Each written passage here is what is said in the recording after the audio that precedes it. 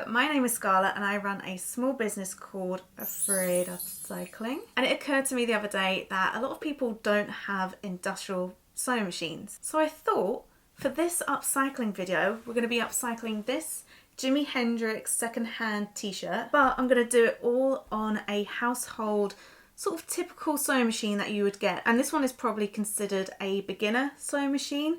It's very basic. It's a Brother model LS14. It has your basic stitches. There are some tips and tricks that I want to show you in order to have a really nice professional finished looking item at the end of it. And I'm not going to use my industrial overlocker. So any finishing, we're going to use this bad boy.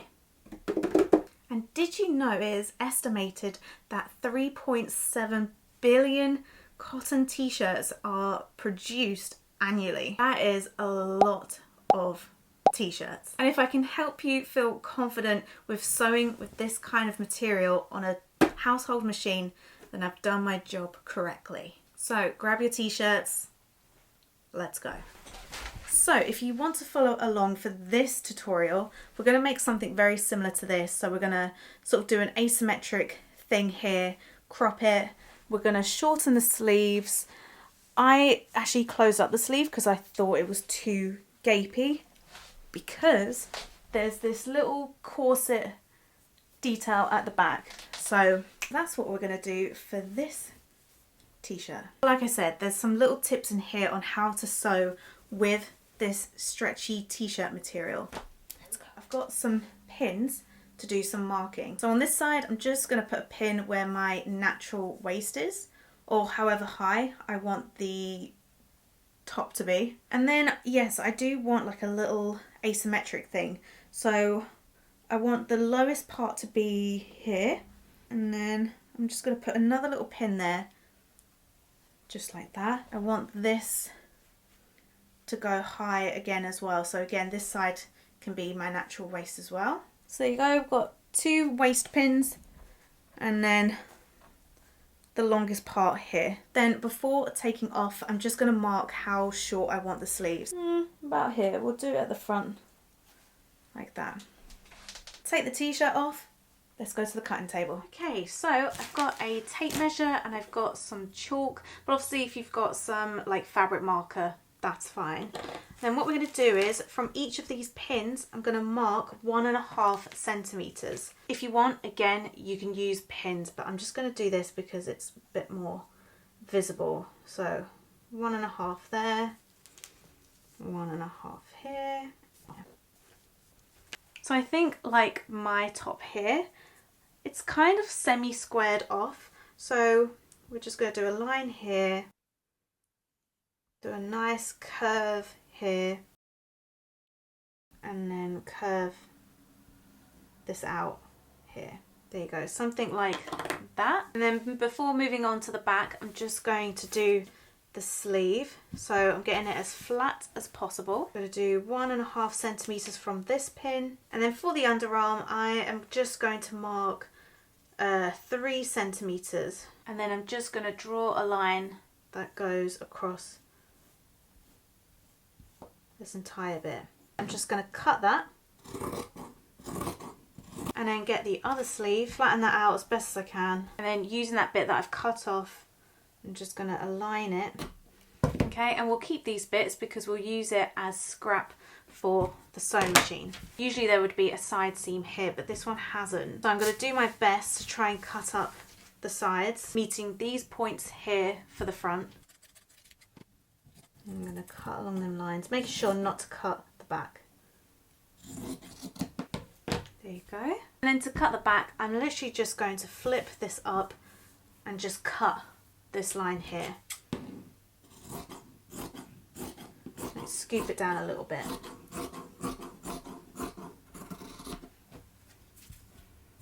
Now, if you want to do that corset at the back, what you're going to do is, with this excess that you have here, you're going to cut 2 rectangles measuring 8 centimeters wide and 14 centimeters long.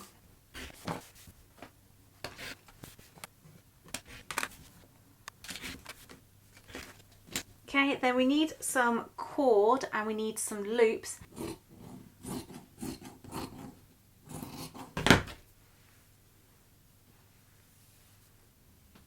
The amazing thing about this material, this t-shirt material, is that it doesn't really fray, and also you can create your own like lacing cord. So I've got a strip here that I've sort of pulled slightly, and that's going to be our corset loops. And then we'll decide at the end. This is the hem of the t-shirt, which could work well. If not, I've got two strips here, which I'm just gonna again pull slightly, and then I'm gonna knot them together to create the lace up.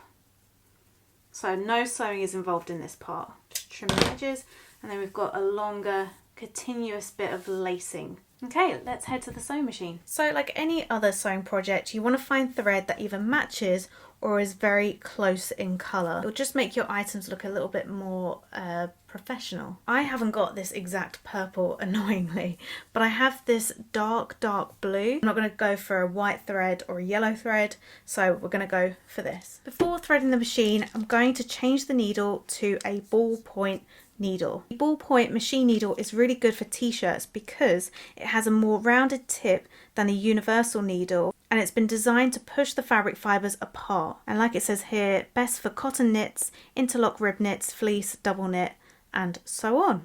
Also, just as a note, this is a size 80, which is perfect for this kind of medium, sort of lightweight knit material.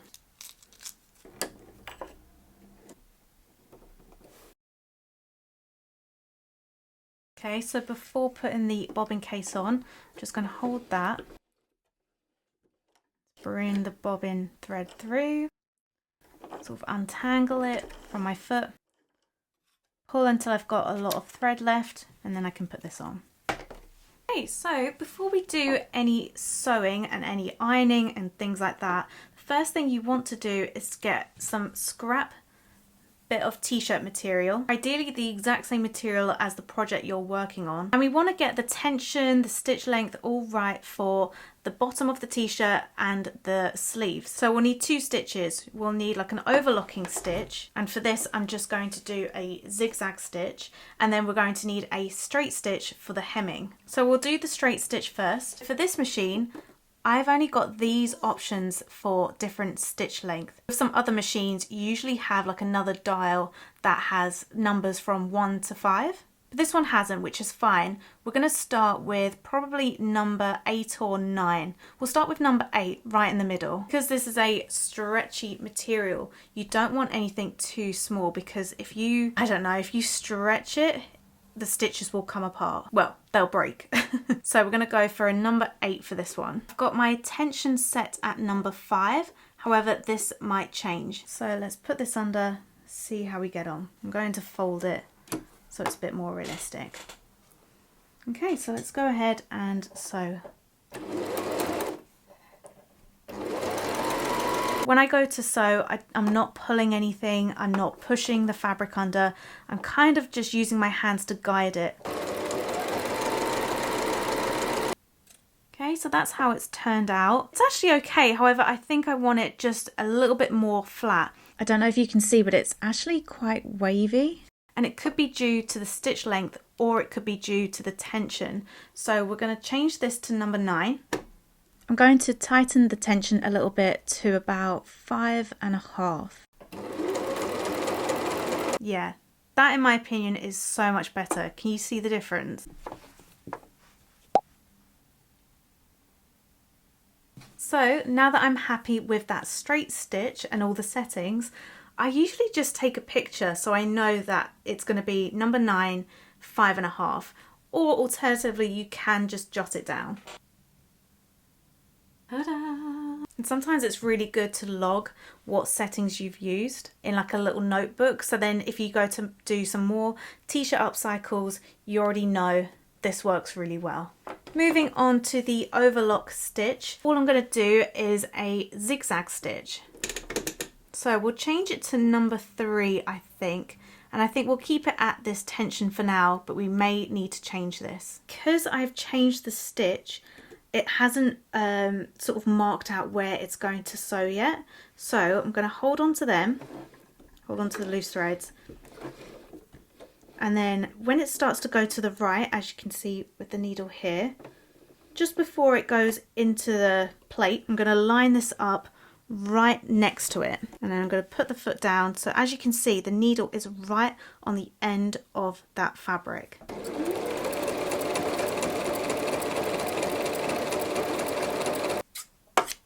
So if you do it that way, it looks something like this. So it's a little bit raggedy, but it doesn't mean that because the thread has gone over the side, it's going to catch all of those fraying bits. So I'm just going to show you one other way of doing this. Changing the stitch to number 4, which is this slightly larger zigzag here. And then I'm loosening the tension by about to like number 6. You don't want the needle to go to the side of the fabric. You actually want the needle to go quite close to the edge.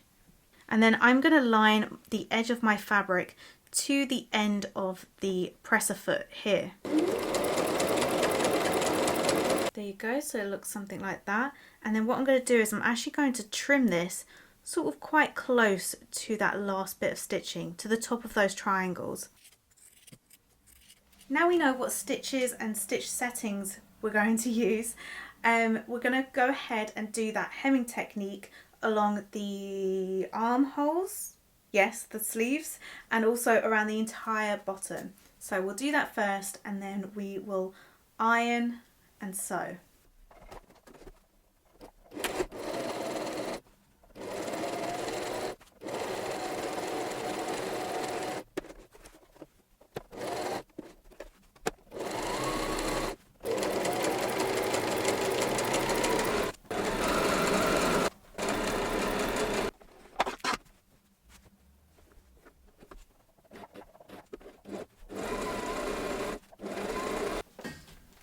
Turn your iron on. I've set it at a sort of medium heat, so not too high because we don't want to burn through the polyester yarn that we're using, and obviously not too low that it doesn't really iron.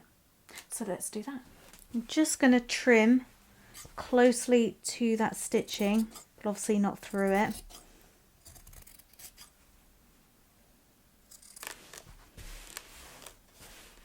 We can turn the t-shirt inside out to make it a little bit easier.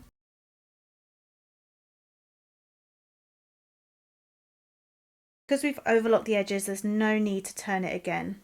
It just creates an unnecessary amount of bulkage.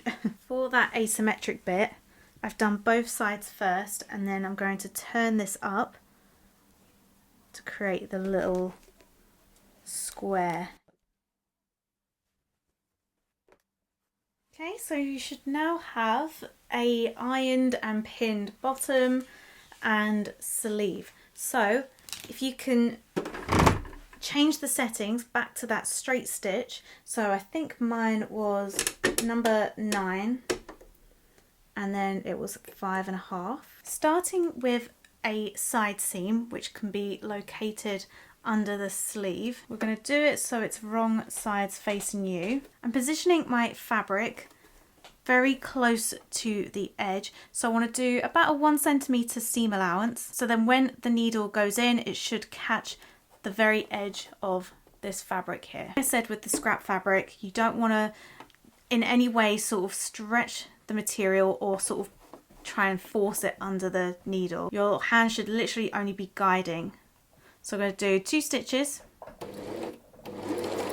or 3 stitches, and then we're going to hold the back pedal for 3 stitches, and away we go.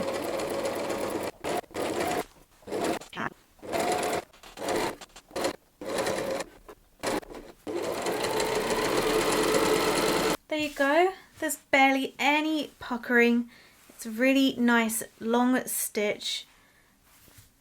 Lovely. Like this top, I'm going to add a little bit of lace just at the side, just to make it a little bit more snazzy. So I'm going to go raid my trimmings box. We're going to use this super neon green. So I'm just pinning where I want this to go. Okay, now that's all pinned in place. I'm just going to turn this around. What I am going to do is I'm going to trim this. So with most t-shirts you usually get this line of stitching, especially on the hems and on the sleeves. And this is usually done on like an industrial machine where it has an overlock and a twin needle thing. I don't have those things, so instead I'm going to mimic this design to make it a little bit more professional, and also attach that lace by doing so. So I'm keeping the exact same settings, the right side's facing me. Put this under the machine, sort of just under the armhole bit there, as you can see. We're going to follow about 1.5-ish centimeters from the very edge. So on my little plate here, there's 15 millimeters. So we're going to try and follow that as best as we can, and then that will create the little 2-stitch design. Just makes it look a little bit more professional.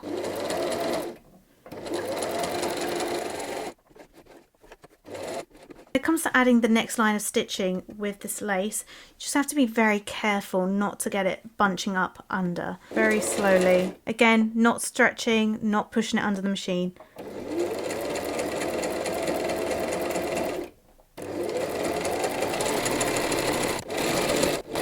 That's alright, and it's also holding the little lace detail as well.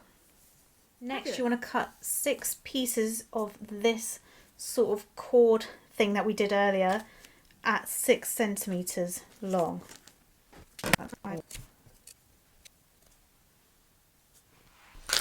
Then you want to take one of them, fold it in half, and then place along the inside of that rectangle, round about in the middle. Then you want to take another and then place it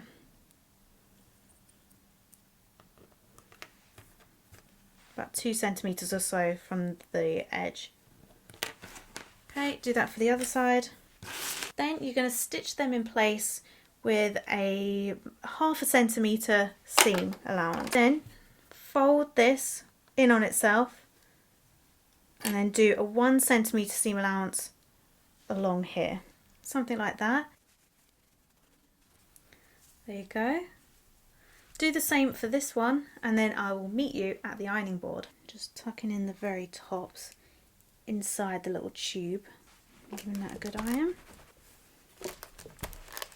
I'm going to, so you need the hoops or the loops to face inwards because obviously it's a corset thing, and then I'm going to do mine sort of lining up at the very end or the edges of the neckline, about here.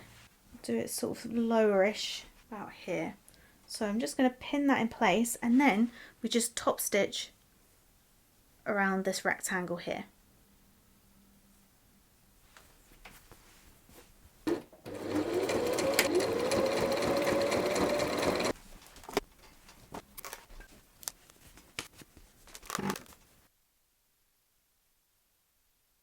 Last thing we need to do is thread the corset.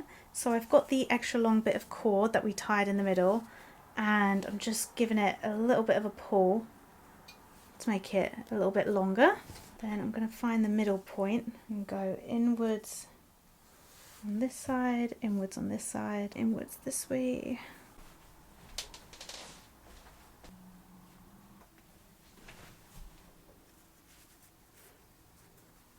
I'm going to sew up the bottom of the sleeve just a tiny bit, and to do that I'm going to turn it inside out, so not at the bottom of the sleeve, literally where the armhole sides meet. And then all I'm going to do is put a pin about let's say 1 3/4 inches. Then I'm going to stitch from this point here to the end here.